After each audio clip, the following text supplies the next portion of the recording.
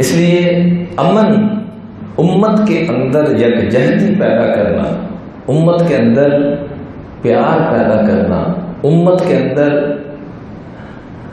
مودت اور الفت کی نظام کو قائم کرنا، اس کو دین نے اتنا پسند کیا، اتنا پسند کیا، اتنا پسند کیا کہ آپ علیہ الصلوۃ والسلام نے فرمایا جو اس کے خلاف چلے گا،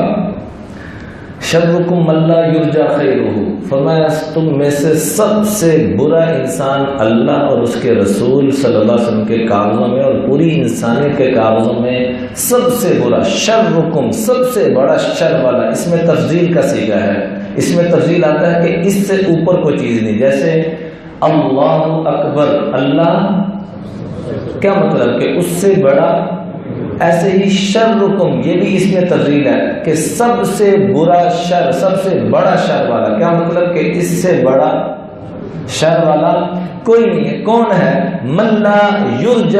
خیرہ، جس سے خیر کی امید نہ ہو، ولا یؤمن شرہ، اور اس کے شر سے امن نہ پایا جا رہا ہو، وہ ہمیشہ خاندانوں میں فتنہ فساد ڈالتا ہو، اپنی بڈو دکھانے کے لیے، اور تو چھوٹے جنازے میں آ کے بھی ایسی باتیں لگا رہے ہوتے ہیں، اور یہ ہو گیا وہ ہو گیا، مقصد کیا ہوتا ہے کہ میں ہی جنازے پہ آ رہا ہوں۔ اور کئی خاندانوں کے اندر یہ معاملات، شادی بیاہ کے موقع پر روٹین میں کو صلح صفائی میں بیٹھے ہیں، اپنی سائنس اچھا بلا معاملہ درستگی کی طرف جا رہا ہوتا ہے۔ اللہ کا واسطہ اپنے پرا پچانوں کو قرآن و حدیث کی طرف رخ موڑیں، اللہ کے فضل و کرم سے سارے معاملات حل ہو جائیں گے۔ ہم جب اپنی عقلوں سے، میرا بڑا تجربہ ہے، میری بڑی عقل ہے، میں انجام، پھر وہ خود بھی تباہ ہوگا، دوسروں کو بھی تباہ کرے گا۔ اس لیے قرآن پاک میں فرمایا یہلک الحرث والنسل واللہ لا یحب الفساد، ایسی کوشش مت کرو کہ جس سے تمہاری نسل بھی تباہ ہو جائے، کھیتی بھی تباہ ہو جائے، اللہ فساد کو پسند نہیں کرتے۔ لا اکراہ فی الدین، اور تو چھوڑو، زبردستی کو بندہ کفر میں جہنم میں جا رہا ہے، اس کو زبردستی جنت میں لے جانے کو اس کو بھی منع کر دیے گا، وہ باقی تو چھوڑے۔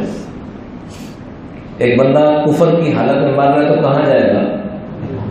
قرآن کیا کہتا ہے؟ لا اکراہ فی الدین، جانے دو جاتا ہے، اپنی وجہ سے محنت کوشش کرو، زبردستی مت کرو۔ زبردستی اسلام میں داخلے کی اجازت نہیں ہے۔ تو جب اسلام میں داخلے کی اجازت نہیں ہے تو جو ہم بیجا سختیاں، بیجا زبردستیاں کر رہے ہیں، اس کی کہاں سے اجازت ہے؟